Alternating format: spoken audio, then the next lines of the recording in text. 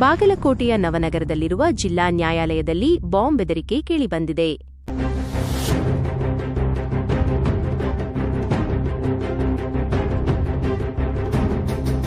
ನ್ಯಾಯಾಲಯದ ಕಚೇರಿಯ ಇಮೇಲ್ ವಿಳಾಸಕ್ಕೆ ಬಂದಿರುವ ಅಂಜಿಸುವ ಬೆದರಿಕೆ ಪತ್ರದ ಹಿನ್ನೆಲೆಯಲ್ಲಿ ಅಲ್ಲಿನ ಕಾರ್ಯಚಟುವಟಿಕೆಗಳು ಸಂಪೂರ್ಣವಾಗಿ ಸ್ಥಗಿತಗೊಂಡಿವೆ.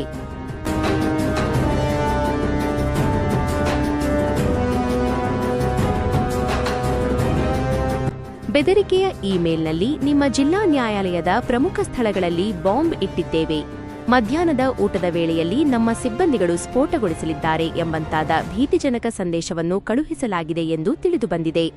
ಈ ಕುರಿತ ಮಾಹಿತಿ ಹೊರಬಂದ ತಕ್ಷಣ ನ್ಯಾಯಾಲಯದ ಅಧಿಕಾರಿಗಳು, ಜಿಲ್ಲಾಡಳಿತ ಮತ್ತು ಪೊಲೀಸ್ ಇಲಾಖೆ ಎಚ್ಚರಗೊಂಡು ತುರ್ತು ಕ್ರಮ ಕೈಗೊಂಡಿವೆ.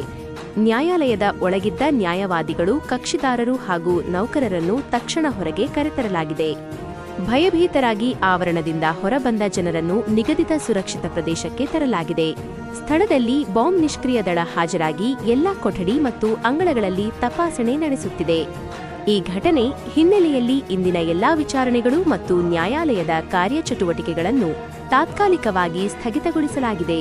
ಪೊಲೀಸ್ ಇಲಾಖೆ ಸಂಪೂರ್ಣ ನ್ಯಾಯಾಲಯ ಪ್ರದೇಶಕ್ಕೆ ಬಿಗಿ ಭದ್ರತೆ ವಹಿಸಿದೆ.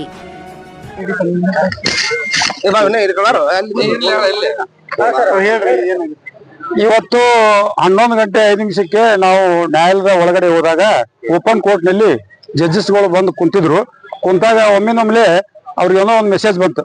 ಮೆಸೇಜ್ ಬರೋಣ ಎದ್ದು ಹೋದ್ರು. ನಾವು ಅಲ್ಲಿರ್ತಕ್ಕಂಥ ಬೆಂಚ್ ಕ್ಲರ್ಕ್ ಹೋಗಿ ಕೇಳಿದ್ವಿ, ಯಾಕ್ರಿ ಎದ್ದು ಹೋದ್ರು ಸಾಹೇಬ್ರು ಅಂತ ಹೇಳಿ. ಇಲ್ಲ, ಏನೋ ಜಿಲ್ಲಾ ನ್ಯಾಯಾಲಯದ ವೆಬ್ಸೈಟ್ಗೆ ಒಂದು ಬಾಂಬ್ ಕರೆ ಬಂದಿದೆ. ಆ ಕರೆ ಬಂದ ತಕ್ಷಣ ಅವರು ಜಿಲ್ಲಾ ನ್ಯಾಯಾಲಯಕ್ಕೆ ಸಂಬಂಧಪಟ್ಟಂತ ಆ ಸಿಬ್ಬಂದಿಗಳು ಹೇಳ್ಯಾರ, ಹಂಗಾಗಿ ಸಾಹೇಬ್ರು ಎದ್ದು ಹೋದ್ರಿ ಅಂತ ನಮ್ಗೆ ಹೇಳಿದ್ರು. ಹೇಳಿದ ಮುಂದೆ 5-10 ನಿಮಿಷ ಆದ ಕೂಡಲೇ ಎಲ್ಲರೂ ನಡ್ರಿ ಹೊರಗೆ ನಡ್ರಿ ಅಂತ ಹೇಳಿ ನಮ್ಗೆ ಹೇಳಕತ್ತಿದ್ರು.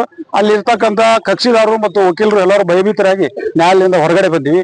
ಈ ರೀತಿ ನ್ಯಾಯಾಲಯದಲ್ಲಿ ಬೆದರಿಕೆ ಕರೆಗಳು ಬರ್ತಾವಂತ ಹೇಳಿದ್ರೆ ಯಾವ ರೀತಿ ನಡೆದೈತಿ ರಾಜ್ಯದಲ್ಲಿ ಅನ್ನೋದನ್ನ ಜನ ತೀರ್ಮಾನ ಮಾಡ್ಬೇಕು. ಇಲ್ಲಿ ನ್ಯಾಯಾಲಯದಲ್ಲಿ ನೀವು ಬೆದರಿಕೆ ಕರೆ ಬರ್ತಾವೋ, ಮೇಲ್ ಬರ್ತಾವ ಅಂತಂದ್ರೆ ಯಾರು ಕಳಿಸಿದ್ರು ತಕ್ಷಣ ಅವರನ್ನ ತನಿಖೆ ಮಾಡಿ ಅವ್ರನ್ನ ಬಂಧನ ಮಾಡ್ಬೇಕು, ಅವ್ರ ಒಳಗೆ ಹಾಕ್ಬೇಕು. ಈ ರೀತಿ ಅನೇಕ ಕರೆಗಳು ಬರ್ತಿರ್ತಾವ. ಬೇರೆ ಬೇರೆ ಜಿಲ್ಲಾ ಆಡಳಿತ ಭವನಕ್ಕೆ ಬರ್ತಾವ, SP ಆಫೀಸಿಗೆ ಬರ್ತಾವ. ಆದ್ರೆ ನ್ಯಾಯಾಲಯಕ್ಕೆ ಬರೋದು ಇದು ಹೊಸದಂತ ನನಗೆ ಅನಿಸ್ತೈತಿ. ಹಂಗಾಗಿ ನ್ಯಾಯಾಲಯಕ್ಕೂ ಕೂಡ ಇವ್ರು ಬೆದರಿಕೆ ಕಳಿಸ್ತಾರಂದ್ರ ಯಾವ ರೀತಿ ಅದಾರ ಅನ್ನೋದನ್ನ ನಾವು ಅರ್ಥ ಮಾಡ್ಕೋಬೇಕು. ತಕ್ಷಣ ಸರ್ಕಾರ ಯಾರು ಸಂಬಂಧಪಟ್ಟ ಆರೋಪಿ ಯಾರದಾರ, ಯಾರ ಮೇಲ್ ಕಳಿಸಿದ್ರು ಅವ್ರನ್ನ ಬಂಧನ ಮಾಡ್ಬೇಕು, ಅವ್ರ ತಕ್ಷಣ ಅವ್ರ ಮೇಲೆ ಕ್ರಮ ತಗೋಬೇಕಂತೇಳಿ ಒತ್ತಾಯ ಮಾಡ್ತೀನಿ. ನಾವೆಲ್ಲ ಭಯಭೀತರಾಗಿ ಹೊರಗಡೆ ಬಂದೀವಿ. ಇನ್ನು ನ್ಯಾಯಾಲಯ ಮರಳಿ ಪ್ರಾರಂಭ ಆಗ್ಬೇಕು. ಅಂದ್ರೆ 11 ಗಂಟೆ ಹೊರಗೆ ಬಂದೀವಿ. ಈಗ ಸುಮಾರು 12 ಗಂಟೆ ಬಂತು.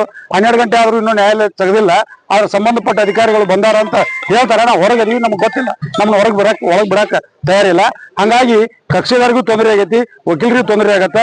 ಭಯಭೀತರಾಗಿವಿ. ಸರ್ಕಾರ ಇದರ ಬಗ್ಗೆ ಎಚ್ಚೆತ್ತುಕೊಂಡು ಕೂಡಲೇ ಕ್ರಮ ತಗೋಬೇಕಂತೇಳಿ ಒತ್ತಾಯ ಮಾಡ್ತೀನಿ.